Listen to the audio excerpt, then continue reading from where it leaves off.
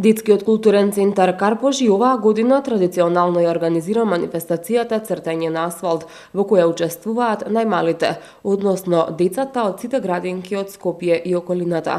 Оваа манифестација е посветена на денот на македонските просветители Свети Кирил и Методи, кои се едни од најзначајните личности во македонската историја. Детскиот културен центар Карпош ќе обезбеди материјали за цртање, креди во боја, ќе организира пригодна програма, како и запознавање на децата кое е значењето и зошто се одбележува овој голем ден како празник.